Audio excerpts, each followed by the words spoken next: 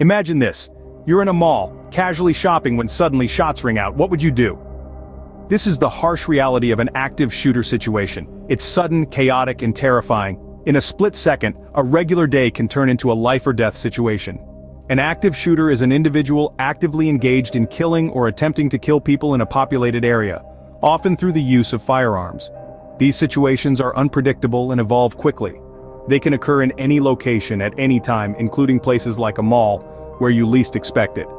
The importance of understanding this threat cannot be overstated. While we hope none of us ever face such a situation, being prepared can make a significant difference. It can save your life and the lives of others around you. Nobody wants to find themselves in such a situation, yet it is crucial to know what to do if it ever occurs. The first few seconds are vital. Your actions can make all the difference. In the midst of an active shooter situation, the initial response is absolutely critical. It's a moment that demands clarity of thought and swift action, a moment where your survival instincts must take over.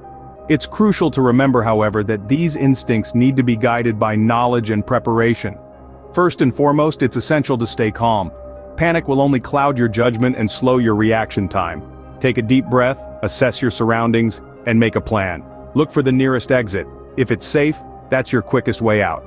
Now let's talk about the concept of run, hide, fight. This is a simple yet effective strategy that could potentially save your life. Running is always the best option if it's safe to do so. Get out of the danger zone as quickly and quietly as possible. Leave your belongings behind. Your life is more important than any material possessions. If you can't safely exit the area, the next step is to hide. Find a secure location, preferably one with a door you can lock. Turn off any lights, silence your cell phone, and stay quiet. Your goal here is to be invisible to the shooter. Fighting should only be considered as a last resort. If you're cornered and there's no other choice, it's better to fight back than to do nothing.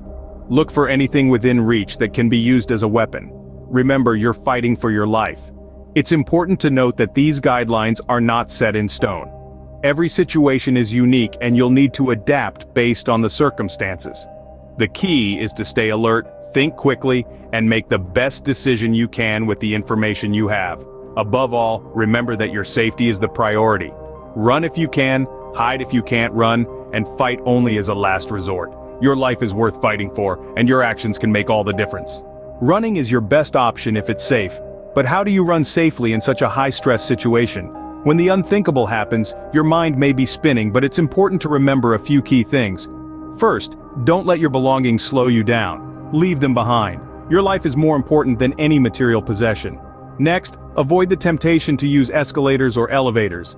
These might seem like quick escape routes, but they can become traps, leaving you vulnerable and exposed. Stairs are always a safer option. It's also crucial not to move in a straight line. This might sound counterintuitive, but zigzagging can make it harder for an active shooter to target you. What about crowds? While they can provide some level of camouflage, they can also slow you down or block your escape routes. If possible, avoid getting caught up in the mass exodus. Remember, it's not a race. It's about moving smartly. Don't just follow the crowd. Think about where you're going and choose the safest, most direct route. Also, keep in mind that the shooter might not be the only danger. In a chaotic situation, there may be other hazards like falling debris or trampled items on the floor.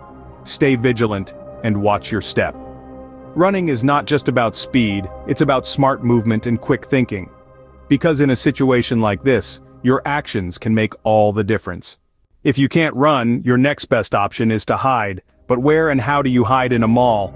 Now let's delve into the art of effective hiding. When we think of hiding, we're not just talking about ducking behind a clothing rack or a fast food counter. We're referring to strategic concealment, where you're not only out of sight but also out of reach. Firstly, choosing the right hiding spot is crucial. Look for a place that provides protection if shots are fired in your direction. You might think of storage rooms, bathrooms, or even inside a store with a back room. Keep in mind, if the room has a lock, use it. If it doesn't, look for ways to barricade the door. You could use heavy furniture or boxes, anything that could delay or deter an intruder from entering. Next, turn off any lights. In a mall, this might not always be possible, but if you're in a store or a back room, you can make your hiding spot less conspicuous by plunging it into darkness. Remember, the goal is to make it appear as if the area is unoccupied. Silence is golden in this situation. Ensure your mobile device is on silent. The last thing you want is a ringtone or vibration to give away your location.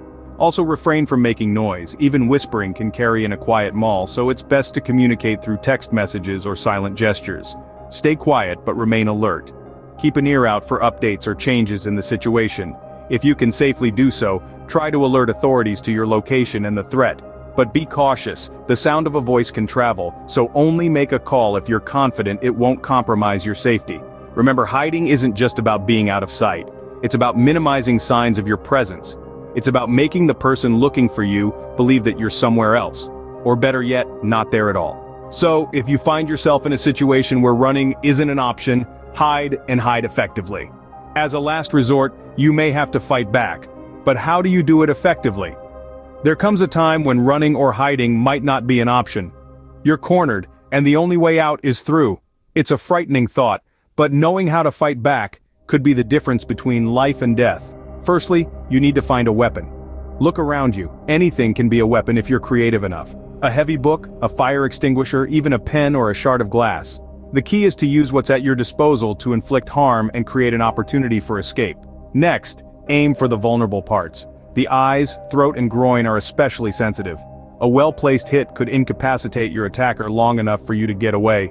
Remember, this isn't about winning a fair fight, it's about survival. Lastly, act with aggression. This might seem counterintuitive, especially if you're not naturally an aggressive person. But in this situation, your life is at stake. You need to summon every ounce of courage and determination you have. You need to fight like your life depends on it, because it does. Remember, the goal isn't to be a hero. It's to survive, to get out of there and live to see another day. Fighting back is about survival. It's risky, but it could be your last hope. Once you're safe or the threat has been neutralized, you need to contact the authorities. But what do you tell them? Well, the first step is to dial your country's emergency number. In the United States, that's 911. As soon as you connect with the operator, it's important to remain as calm as you can. Panic can make your message unclear, which could delay the response. Now, what do you say?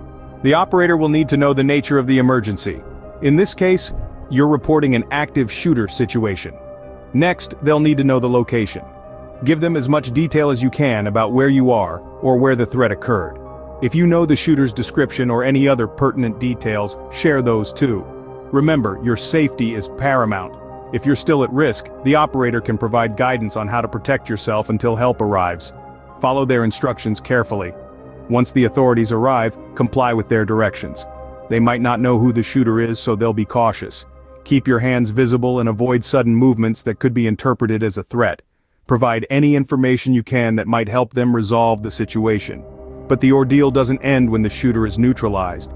The aftermath of an active shooter situation can leave lasting psychological scars. It's normal to feel shock, fear, or grief.